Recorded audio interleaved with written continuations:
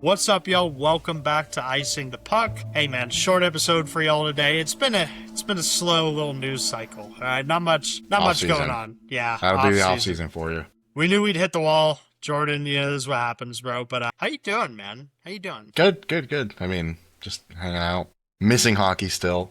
I don't think I'll ever not miss hockey, but Always. some little tidbits here and there that have kind of made it bearable. I've been back on my baseball arc lately. I've been very busy with my life, but I told myself, when you're at home, just watch some baseball. I started strong at the beginning of the season.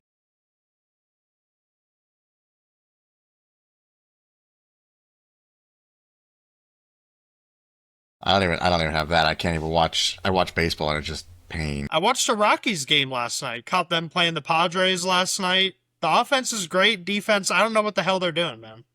Was that? No, it wasn't last night. That was the previous game. They lost 11 to 3 or whatever it was.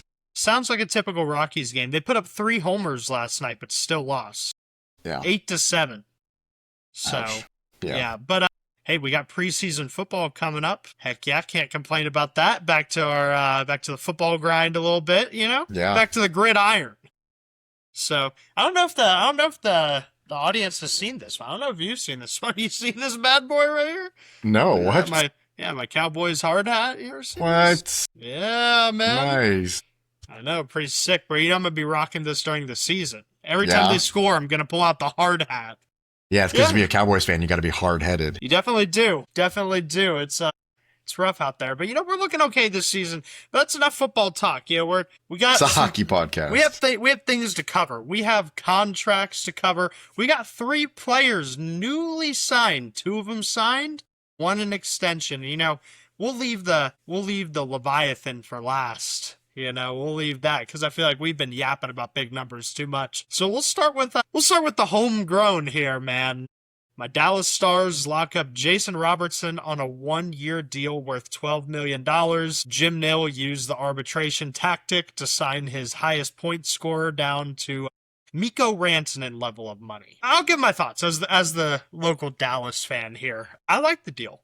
I think it brought Robo back down to earth. I think Robo knew what was possible on the market. Knew what was possible for his extension. Obviously, Dallas is very tight with cap. They cleared some space. Didn't really make too many moves of free agency. I think they're hoping to get Robo long-term. Both sides just couldn't agree on the number. So, it's better to just go about it right now. Arbitration, you get the $12 million. And, maybe that brings Robo's value down a little bit. And we'll see if he's able to put up the 90 to 100 points again this year. And then, obviously, at that point, you're going to have to give him the 15. Let's face it. He puts up more higher point totals than Bedard. He's going to get more than Bedard, maybe the same amount. I think it's fair. I just hope it's with the Dallas Stars that the deal gets done before the trade deadline. Because I'm back in the camp of I want Robo to stay. He has been the most productive player on the team, arguably, the past 5 seasons. One of the best underrated goal scorers in the league. I'm cool with the $12 million. Let's lock in for this year. Hopefully the team can stay healthy. Hopefully Sagan comes back fully healthy. A couple other guys, and we go for the cup. So I'm laser focused on the season, just like Robo is. So those are my thoughts. Interesting. I have a complete opposite take of that. Of course you do. One, I mean, I don't like or dislike the contract. I'm looking at it more of a here's how I see it playing out. As soon as it went to arbitration, because he wanted a higher number. And he wanted to stay in Dallas. He wanted both of those things. He turned down contracts for $15+ million in other places because he wanted to stay in Dallas because Dallas is a winning team. As soon as it went to arbitration, third party comes in, gives what they feel his value is, whatever. It's a 1-year deal. It's the bare minimum. I think he's done. I think he is out of Dallas before the end of this season. He's going to get traded at the deadline because his next ask, because of what's going on in the league, $20 million plus. Guarantee he will want more than it's going to go up from where it was before. He thought he was overvaluing himself originally at 15.5 or 15 plus. Now he sees these contracts for these other guys. He's like, I'm worth more than that. So he's going to say 20 million plus, and Dallas is not going to be able to do it. So they're going to have to trade him.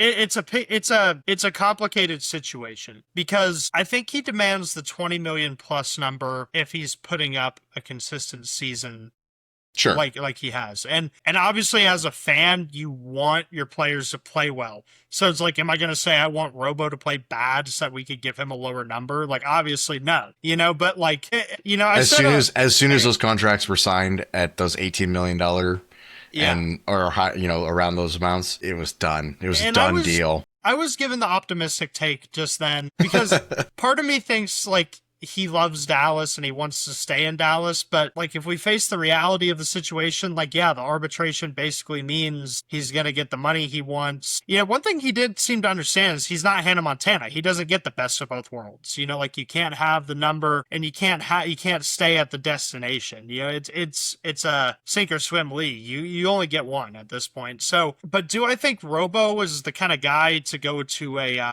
like an Anaheim or a Columbus or, no of those organizations, or a Detroit? He already said he wouldn't go to Detroit. I think they tried to get a Larkin package, didn't work out. Yeah, he wants to play for a winner. He wants to win a Stanley Cup, just like all these guys do. But like, if you want to win a Stanley Cup and you're going to get over the 15 price tag, like that's, 6-7. Like I don't know. Like, what are you going to do about it? It's tough out there. But, also, speculating on that, he is from near Anaheim, so that could be a possibility with a high price tag. Yeah, I mean, a lot of these guys are from a lot of, they don't always play in the areas where they're from. For sure, I know, but I'm just adding that on. I get what you're saying. It's a selling factor for that team. The problem with this now is because teams watched this negotiation battle happen, like trading him, you're obviously now going to get less value, I think, than if you were to trade him this summer. I think the window was open to maybe move him and get him extended somewhere else, this summer, and get a huge heavy package. I don't blame Dallas for what they did. Obviously, he's the best player you've had in a while, so you want him to be a star for life. But the market is what it is nowadays. It's, once again, sink or swim league.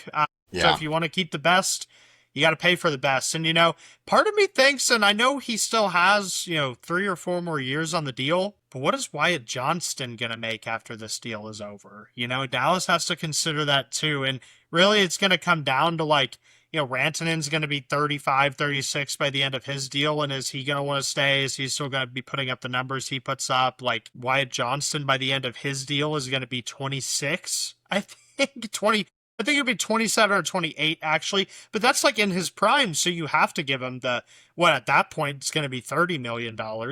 You're going to have to give him that. And I don't know, I understand the long-term outlook on it. I hope Robo stays, but at this point, it's getting less and less likely every day. I don't know, Pittsburgh, his brother plays there. Is he going to end up there? Like, and who knows? Because I just want the Stars, if he is going to go, get a package that keeps you in a Stanley Cup window. Get you the biggest return you possibly can. Pittsburgh might be able to provide that. They have a lot of veteran players. But that's enough. Those are my thoughts on Robo. I don't know if you have anything else to say. But yeah, I mean, not necessarily about him, but just kind of the contracts in general. I think it's crazy to see how quickly it has changed, but that Leo Carlsson deal has kind of single-handedly broken the league a little bit in the sense of these overinflated contracts for, I don't know. I mean, hey, the team signed them. They see it a lot more detailed than we do. We're just watching it from the outside.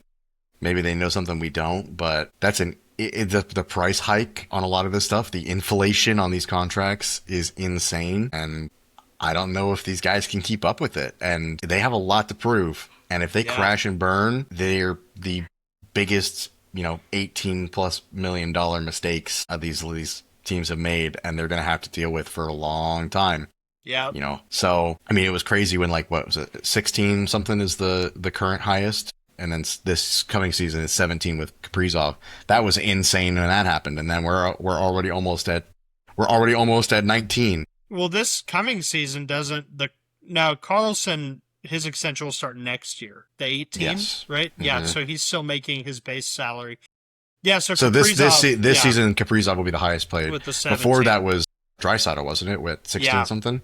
I think this past season. I think it was 15-8. Or was it? If I'm not mistaken. Something like that. Anyway, still, we went from that being the highest at, when I was crazy when that happened last season. Yeah, but almost when Draisaitl got it, nobody batted an eye, kind of, because he's a proven player, like a proven 100-point per year guy. 85 to 120 a year. So it Yeah. was like, okay, like we could see it. And then it was like, okay, what's Connor gonna get? And then Connor, the ultimate discount man, and like Yeah. it has moved really crazy. I think like, And we'll get to who's going to live up to it here in a second, but yeah, that the numbers are just going to keep surging and it's going to get really weird. And I think I compared it a couple episodes to like the quarterback boom in the NFL like 5 years ago, whenever Mahomes gets paid and then Kirk Cousins gets paid and the yeah. list Aaron Rodgers got paid and like it just kept going and everybody just topped each other until now. I think the highest paid quarterback is right here, Dallas, like, 65 million a year. And like, this is the NHL for like centers and forwards. Like, it's just going to keep.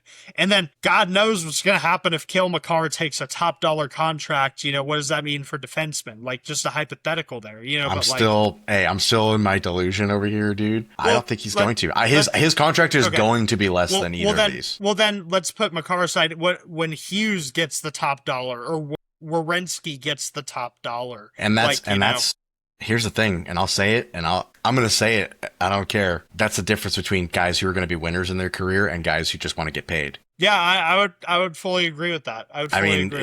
In order to win, you have to be take the team friendly deal. We've seen it.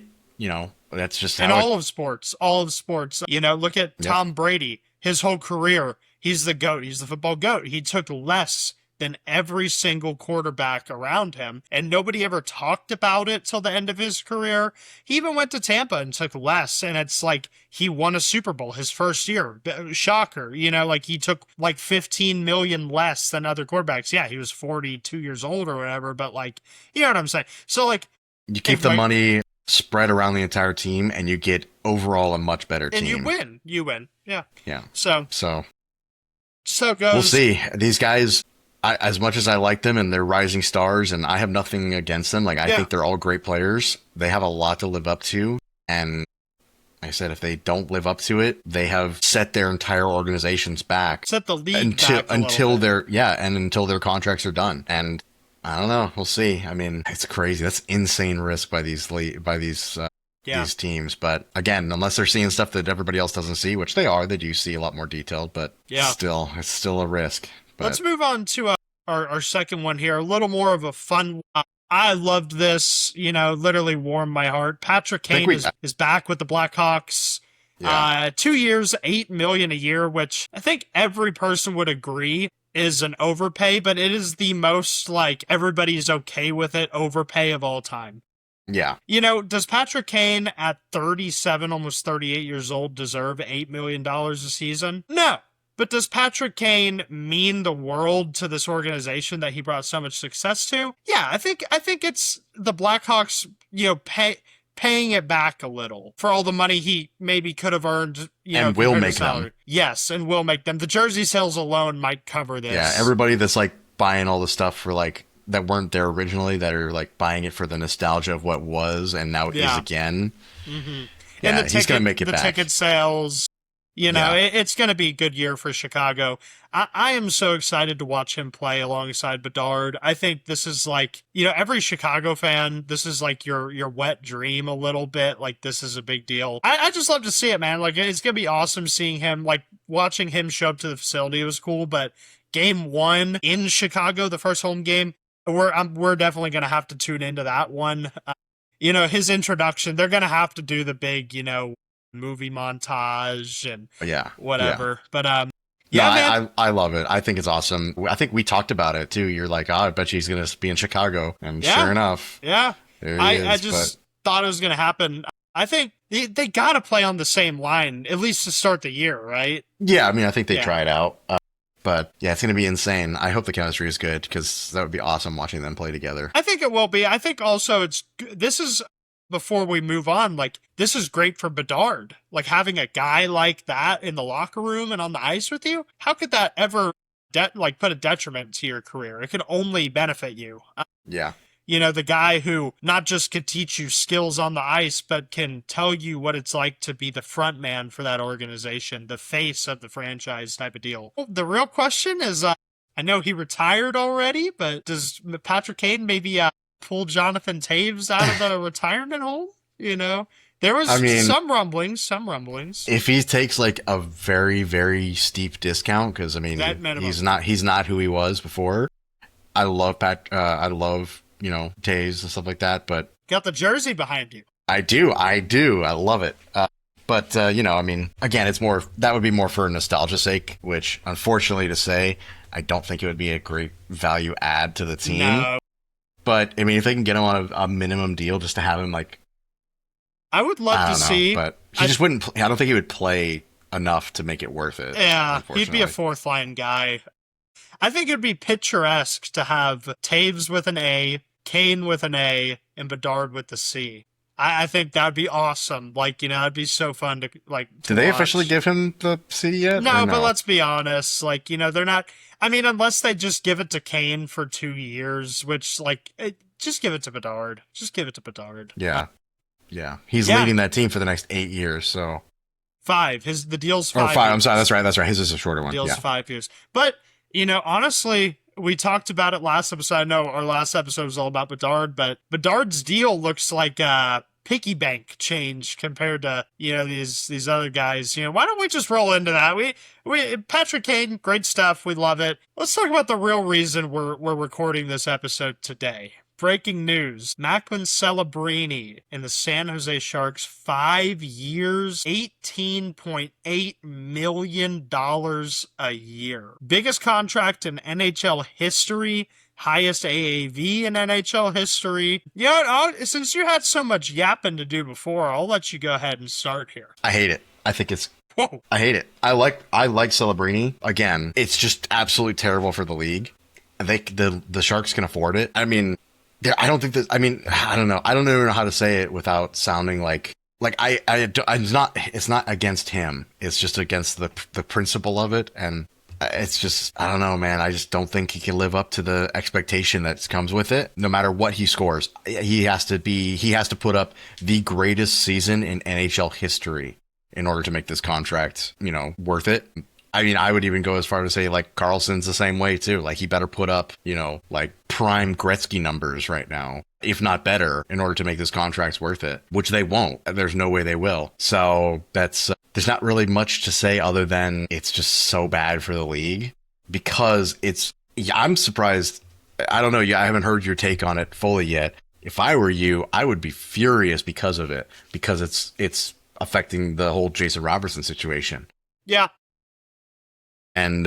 And anybody else that's coming up that has contracts for these young players or these guys who think they're better than they are going to have a hard time re-signing guys at reasonable deals. And we're going to see a lot of guys not re-sign or get traded or not be with teams that walk away from teams thinking they're worth way more and then get a reality check when it, and it's just going to mess up a lot of rosters. Okay. So do you have any more that you want to say or? Go for it. Okay. Go for it. I would say I agree with most of the things that you just said, and I would disagree with one thing, or with a couple things. The things I agree with is objectively, it's getting a little out of hand with these contracts, kind of adding on to our last episode. The cap hasn't even gone up that much yet, and we're already seeing this.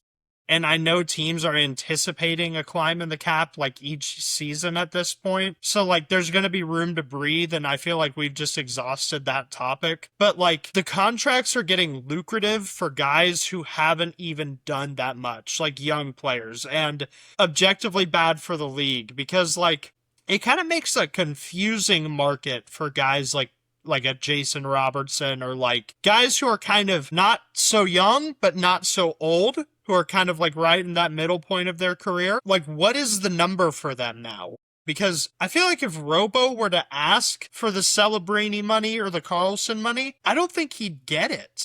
Adding on to what we talked about earlier, I think Jason Robertson could put up another 100-point season and still not get more than 16 million because people are going to anticipate, he's going to get older. The production's naturally going to drop and stuff like that. But like, I just, aside from the fact that I just want to watch hockey, I want this season to start just so we can see what is the statistical analytical point total that you have to reach to get the 18 plus number. Like what is the new standard for the league?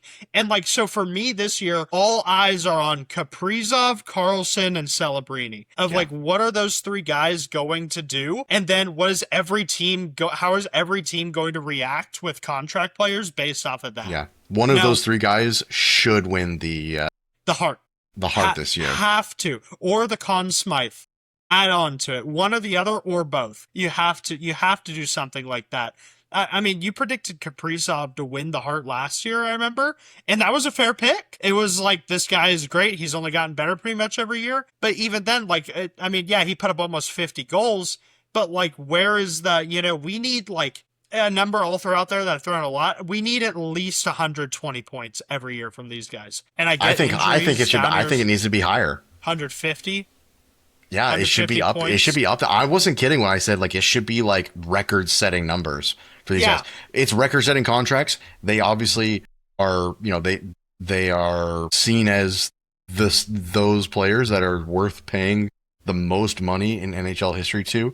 That's a very easy thing to. It doesn't necessarily mean that it's hard to describe it. Like, yes, it is the highest like overall like monetary value of a contract ever. Yeah.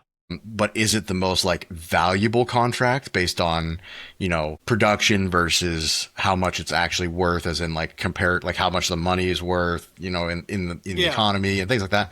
Like, I think it's hard to say. I mean, but these guys, they have to put up the greatest season of their careers, and they need to be fighting all three of them for these awards. If not, here's the problem with these contracts getting this big this quickly. Yes, the cap is going to be going up, but all these teams, the reason the cap is going up is so that teams have more flexibility for more players and they can get a wider range of like medium. Yeah, they can have the flexibility to have more slightly higher paid players to increase the overall performance of the team. To be fair, the Sharks did that, like with how much they added this free agency, and they had room as well. Yeah, so absolutely. But if contracts keep looking like this, these teams are going to be at the cap already, and they're going to be in the same boat that they are now, and it defeats the whole purpose of raising the cap in the first place. It's like the cap's not going up so like individual contracts can be higher. The cap is going up so the teams overall can get more competitive with each other. But that is also an opinion, because it's really just on the managers. That's subjective, what you're saying. Because it's how they want to determine what makes their team better. Yeah, because what if San Jose is paying Celebrini this 18 points, and then Will Smith's contract comes up, which not as good of a player as Celebrini, I think everybody could agree, but Will Smith gets a 14 million a year, and then like literally just a hypothetical, but then Robo is, maybe San Jose adds Robo at the 15 million number, and you have three players at like a high team number, and that's the way they decided to build their team. Like, I don't know, like they could go in either direction, but I'll get to what I disagree with you on, because this kind of ties in, is you said you don't think any of these guys will live up to the hype of these contracts. I think if there's anybody who's gotten these contracts that has at least the ceiling and the potential, it's Macklin Celebrini. I think not just me, but universally in the hockey world, I think everybody has hope and faith in this guy, not even Sharks fans. And that's a lot of pressure to put on a 20-year-old or 21-year-old kid. But, like, this guy has lived up to it. I think he's not just ready to be the face of the Sharks. The way he speaks, the way he acts, the way he plays, he's ready to be the face of the league. I mean, like, he has put up... You chose him the other week as your Eagle, as your MVP. I guess, to be fair, it's not this season that he has to worry about. It's the season after that. It is, but like adding on to this, like I think Celebrini has the potential to put up anywhere from 120 to 150 points. If there's any of the guys who have just gotten paid that can do it, it's him. Well, what I mean by like living up to the contract kind of stuff is, imagine this. Imagine you over the life of this contract, right? So the next, 5 years, right? So the 5 years of this contract, right? If you're paying him $18.5 million and he gets X number of points, right? And 5 different players on 5 different teams who are young stars, like around the same age, and they're making exponentially less money than him, have similar point totals and production. That is him not living up to that contract. I'm not doubting him. I think he's a great player. I get what you're saying. I know. But think exactly about it this way: of like, that is such a, like, from a management perspective, that is such a fumble. Like, as much as you have faith in him and believe in him, and you know, the hype around him is real. It's not like I don't think it's overblown by any means. Yeah. I do agree he has done more for that organization in his first 3 years there than players have in their entire careers with that team. Where they were when he started and joined that team and was drafted to where they are now is night and day difference. Yeah. So I don't doubt him as a player and like his whatever. I'm just saying I think it's almost impossible to live up to this contract, but the team probably has to go into it and signed it expecting that to be the case. They were doing it for the other aspects that he brings to the team other than the point totals, stuff like that. Yeah, for sure. So again, I'm not trying to like hate on him specifically. Yeah. I think I'm looking at what it's going to do to the league as a whole, and it's a big detriment to the league. Yeah. I get why they signed him that way. They locked up the guy. But then again, just saying, he publicly, or, you know, like there was, you know, statements saying like, I'm willing to take a little bit of a discount to stay with this team or whatever. And you know what I saw about that? And this is like how ridiculous the league has become. I don't know if you're talking about the same thing. Mike Greer, the GM, came out and said, well, we were originally going to give $20 million and he took less. And it's like, that's not good. Exactly. That's not better. That's not saying, it's worse. If that's his discounted price, get him out of here. I'm just kidding. The man, yeah. I don't know. I'm just messing. But like it's man, it's crazy. Steep. It's steep. Like I said, the team went into it knowing the fact that they're basically going to lose money on this deal in what they're going to get in return, but it's worth it for them in order to get something. If you win a Stanley Cup in one of these 5 years, was the contract worth it?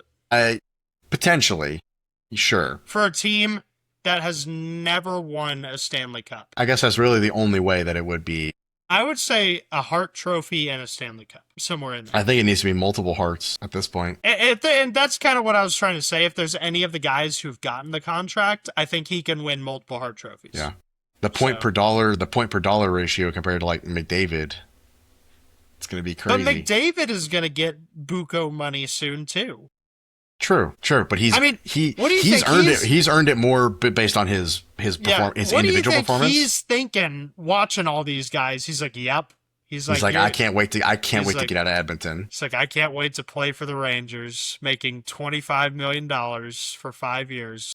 You know, man, he's like, I'm gonna financially cripple an entire organization with one deal. I'm gonna take up 33% of the cap wherever I go. You know, what are you talking about, dude? They're gonna have to pay what's his name, probably $35 million because he's wholly overpay for that guy, Shesterkin, bro. No, this was Shesterkin's last contract, bro. Like last big one. He's already 30, right? I know. Yeah, I know. I don't know. You know who I'm wondering about? Like, talking about the young guys and, like, going back to the defenseman thing? Wait, Hellebuck?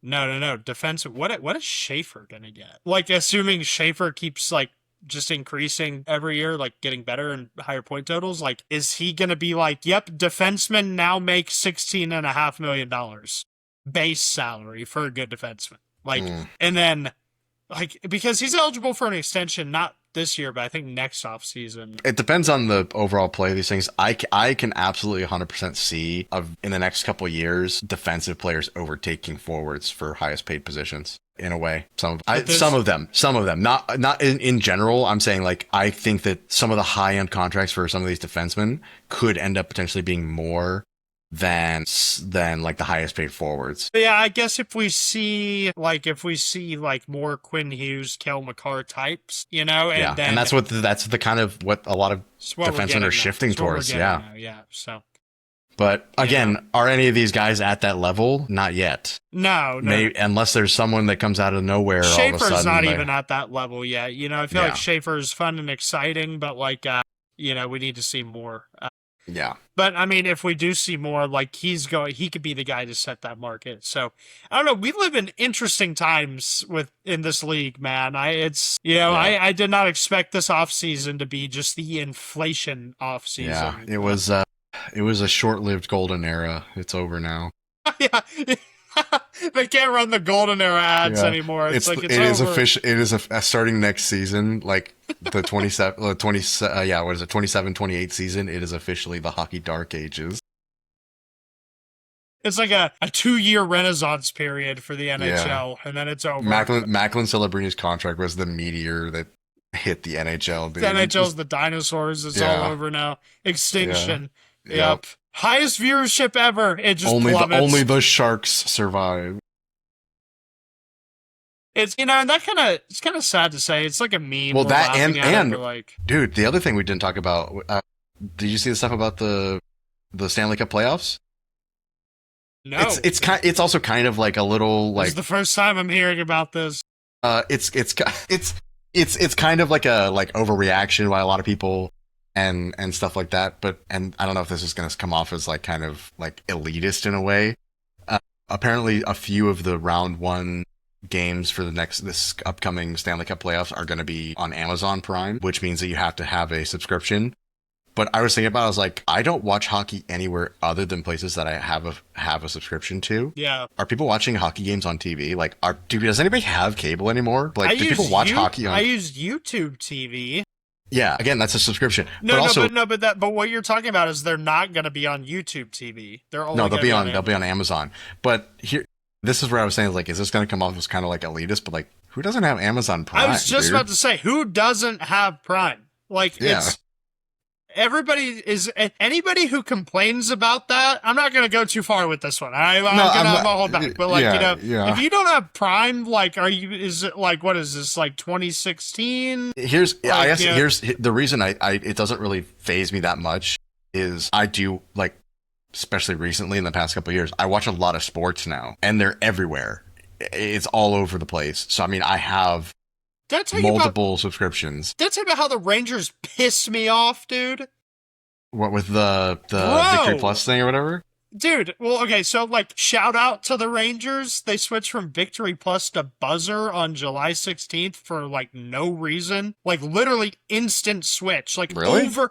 Overnight went from Victory Plus to Buzzer. Never heard of Buzzer in my life, okay? But they sent an email that if you're a Victory Plus subscriber and you pay for the season package, which of course I do, okay, like, you get the rest of the games on Buzzer for free for the rest of the year. Like, it just transfers over. Essentially, your Victory Plus information is now your account on Buzzer. But then, after this season, I'm gonna have to pay $25 a month on Buzzer next year just to watch the Rangers.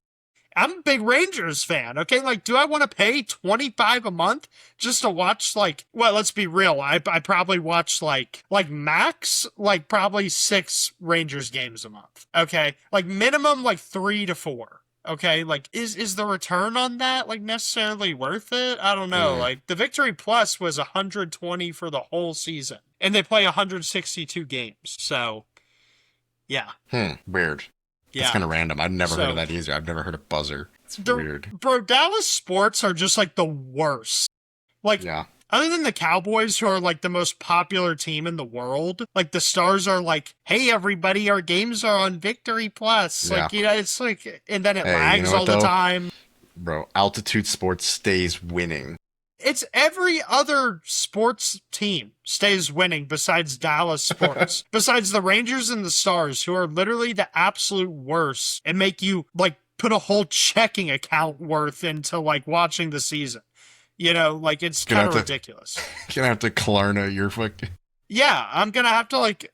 Bro, it's just to watch my teams, like... You know, luckily for me, somebody who's, like, you know, is doing okay in life, I can afford to watch my teams. But, like, I couldn't imagine being, like, a low-income person who loves hockey or baseball, and, you know, you're just screwed at that point. Like, I feel for you. That's not even, like, a joke or anything. I'll say this. I will say this. It is absolutely ridiculous, the amount of subscriptions that you have to, like, go through to get every single game of whatever sport. Have you seen the NFL?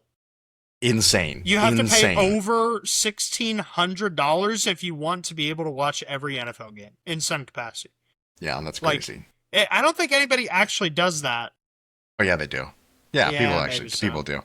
People do. I'm more of a TVapp.to guy. If you know, you know. Whoa, whoa, whoa, whoa, whoa, whoa, whoa. We don't condone that. We can't condone that. All right, we don't. Can't. Yeah, disclaimer: we do not condone illegal streaming sites. It was a joke, but yeah. But you know, if you're ever just in the neighborhood and you're on that site and happen to watch some Sometimes sports, you just like happen to stumble across it. yeah, it's like, oh, I'm just you're trying to get to the actual like legitimate stream, and then it's like you just happen to click on another. It's like, oh, maybe it's this one. Sometimes I'm streaming on the east side a little bit. If you know, just throwing that out there. It's a location that I happen to watch sports at. Yeah, but yeah, the east side of your couch of streaming, the east side of streaming. Yep. But gosh, yeah. So enough about all that. Enough about all that. Enough. But it's been, like you said, kind of a slow couple weeks, but we're getting ever closer. Every day is one day closer to the beginning of the season. Jordan, I think that's all I'm looking forward to. I think the audience has earned it at this point. I think we got to hit them with the Jersey episode soon. We might need to. I think we got to hit them with it. Yeah, I'm ready. News cycle. I'm ready. I think maybe I'll bring all of my stuff over to your place and we'll line it all up and whatever. Yeah, we could do a little. I have that other jersey. I have that other rack. We can hang them up. Yeah, on that's and right. Work them on. So, yeah, that'll be an interesting one. But yeah, I'm down for that. We'll plan out the logistics of it, and stay tuned. Coming soon, the Jersey episode. Yeah, that'll be maybe the project in the works here. But hey, thank you everybody for listening, for engagement on all the socials. Link in description below to all the socials. Follow it, share it around everywhere. We appreciate y'all, and we will see you in the next one. So yeah.